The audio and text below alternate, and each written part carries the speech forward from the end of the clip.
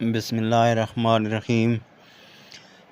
ہم پڑھ رہے ہیں حضرت علی المرتضیٰ رضی اللہ تعالیٰ عنہ کے فیصلے، اس میں کافروں کا فریب اور حضرت علی رضی اللہ تعالیٰ عنہ کی دانشمندی کہ کافروں نے حضرت علی رضی اللہ تعالیٰ عنہ کو کس طرح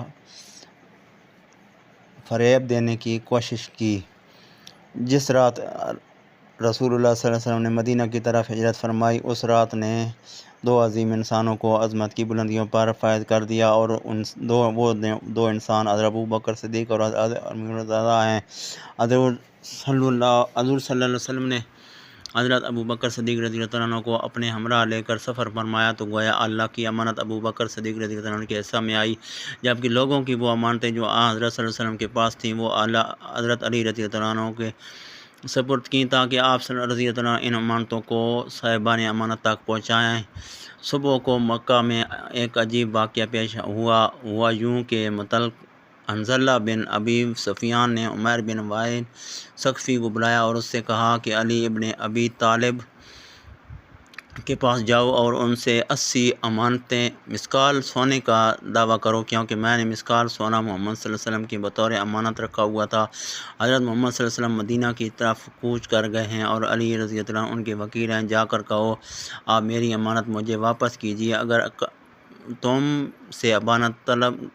سے گواہ طلب کریں گے تو ہماری گواہی کی قریش کی تمام جماعت دے گی، تیرے اس کام کے بدلے میں تجھے اپنی ماں ہندہ کا مسکال گلبند تجھے دیتا ہوں۔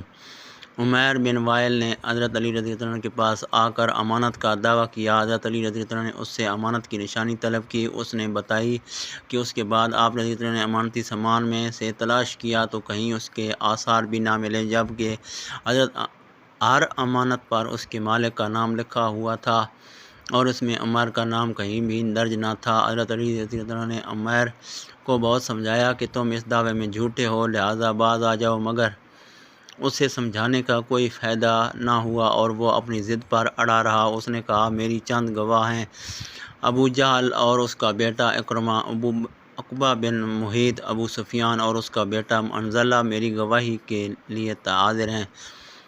جھوٹی گواہی۔ حضرت علی رضی اللہ عنہ اچھی طرح جان گئے کہ ان کا صرف فریب ہے، چنانچہ آپ رضی اللہ عنہ نے فرمایا کہ گواہوں کو خانہ کعبہ میں حاضر کیا جائے۔ آپ رضی اللہ عنہ نے عمیر کو ایسی جگہ طلب کیا کہ گواہ عمیر کی بات نہ سن سکیں۔ آپ رضی اللہ عنہ نے فرمایا برادر ثقیف، بتائیے یہ امانت آپ نے دن کے کس وقت رسول اللہ صلی اللہ علیہ وسلم کے سپرد کی تھی؟ اس نے کہا دوپہر کے وقت رسول خدا نے میری ہاتھ سے لی تھی اور اپنے غلام کے حوالے کی تھی۔ اس کے بعد آپ رضی اللہ عنہ نے ابو جہل کو طلب کیا، لیکن اس نے گواہی دینے سے انکار کر دیا اور کہا مجھ پر گواہی دینا کوئی فرض تو نہیں ہے۔ پھر آپ نے ابو سفیان کو بلایا اور اس سے یہی سوال کیا۔ ابو سفیان نے کہا غروب آفتاب کے وقت محمد صلی اللہ علیہ وسلم کے حوالے کی اور آپ صلی اللہ علیہ وسلم نے اپنی جیب میں ڈالی۔ پھر حنظلہ کو بلایا، اس نے گواہی میں کہا کہ عین دوپہر کا وقت تھا جب یہ امانت محمد رسول صلی اللہ علیہ وسلم نے لی، اپنے ہاتھ میں رکھتے ہوئے یہاں تک کہ عمیر واپس آ گئے۔ پھر عقبہ کو بلایا اور اس سے سوال کیا۔ عقبہ نے جواب میں کہا کہ محمد صلی اللہ علیہ وسلم نے یہ امانت عصر کے وقت لی اور فوراً اسے اپنے گھر بھیج دیا۔ پھر اکرمہ کو بلایا، اس سے سوال کیا۔ اس نے جواب میں کہا کہ محمد صلی اللہ علیہ وسلم نے یہ امانت طلوع آفتاب کے وقت لی تھی اور اسے امانت کو فاطمہ بنت اسد کے گھر روانہ فرمایا تھا۔ جب عمیر نے مختلف اور متضاد شہادتیں سنی تو اس کا رنگ اڑ گیا اور جان گیا کہ اس حرکت سے اس کی رسوائی ہوئی ہے اور اسے مزید ذلت کا سامنا کرنا پڑے گا، چنانچہ اس کا رنگ زرد ہو گیا اور چہرے پر ہوائیاں اڑنے لگیں۔ حضرت علی مرتضیٰ نے فرمایا اے عمیر، تیرا رنگ کیوں زرد ہو گیا ہے اور تجھ میں کیوں تبدیلی آ رہی ہے؟